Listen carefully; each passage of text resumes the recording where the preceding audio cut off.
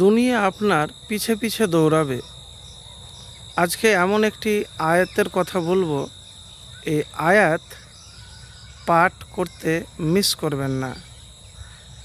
এই আয়াতে রহমত, বরকত সব কিছুই লাভ হবে।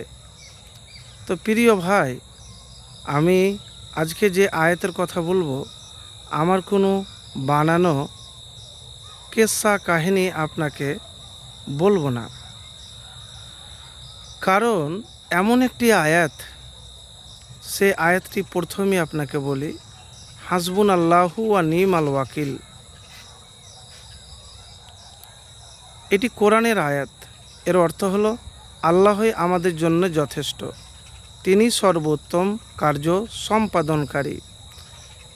এটি কোরআন ও হাদিসের বর্ণিত একটি গুরুত্বপূর্ণ দোয়া, যা আমরা হয়তো জানি, কিন্তু এর আমল যদি আপনি সঠিকভাবে না করতে পারেন, তাহলে কিন্তু কিছুই হবে না।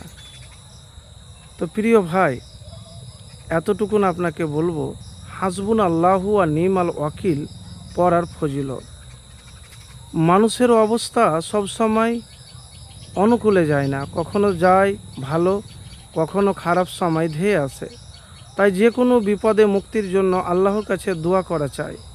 তাহলে আল্লাহ তাআলা বিপদ থেকে রক্ষা করবেন এবং শান্তিতে রাখবেন। যে কোনো বিপদের সম্মুখীন হলে উল্লেখিত দোয়াটি বেশি পড়তে পারেন। এটি আল ইমরানের 173 নম্বর আয়াত, সূরা আনফালের 40 নম্বর আয়াতের, আবার সূরা হজের 78 নম্বর আয়াত অংশের মিলিত রূপ। তো প্রিয় ভাই, এতটুকুন আপনাকে বলবো, যে কোনো অন্যায়, অত্যাচার, অবিচারের শিকার হলে অথবা অন্যায়ভাবে কারাবন্দী থাকলে নিচে উল্লেখিত আয়াতটি বেশি বেশি পড়বেন। সঙ্গে সঙ্গে আল্লাহ তাআলার দরবারে আন্তরিকভাবে মুক্তির জন্য দোয়া করবেন। তাতে ইনশাআল্লাহ আল্লাহ অবশ্যই মুক্তি দিবে, মুক্তি আপনার মিলবে। যেভাবে এই দোয়াটি আপনি পাঠ করবেন, মানে পবিত্র অবস্থাতে পাঠ করবেন। তো প্রিয় ভাই, হাসবুন আল্লাহু ওয়া নিমাল ওয়াকিল অংশটি কোরআনের আয়াত। এটি পড়ার কথা পবিত্র সহিহ হাদিসের মাধ্যমে প্রমাণিত। ইব্রাহিম আলাইহিস সালামকে আগুনে নিক্ষেপ করা যখন হলো, রাসূল সাল্লাল্লাহু আলাইহি সাল্লাম মুশরিকদের হামলা হবে এমন খবর শুনে হামরাউল আসাদে উক্ত দোয়াটি পাঠ করেন। বুখারী শরীফ 4563 নম্বর। তো ইব্রাহিম আলাইহিস সালাম আগুনে কোনো কিছু ক্ষতি করতে পারেনি, এমন একটি দোয়া। তো জীবনে দুনিয়াতে যাই হোক না কেন, এই দোয়াটি আপনি পাঠ করতে মিস করবেন না। এছাড়া আল্লাহ রসুল সাল্লাল্লাহু আলাইহি সাল্লাম এই বিশেষ দোয়াটি পাঠ করার ব্যাপারে উৎসাহিত করেছেন। তিরমিজি শরীফ 3243।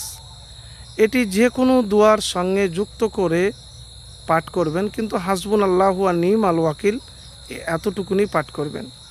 যে কোনো দুঃখ, কষ্ট, বিপদ, দুশ্চিন্তায় আল্লাহর উপরে পূর্ণ তাওয়াক্কুল প্রকাশের জন্য এখানে উল্লেখিত উপরোক্ত ইসলামিক দোয়া পাঠ করা যায়। বিপদে আল্লাহর সাহায্য লাভের দোয়া। আবু সাঈদ খুদরি রাদিয়াল্লাহু তাআলা আনহু থেকে বর্ণিত, কিয়ামতের বর্ণনা শুনে সাহাবীরা ভীত হলে রাসূল সাল্লাল্লাহু আলাইহি সাল্লাম এই দোয়া পড়তে বলেন। তো প্রিয় ভাই,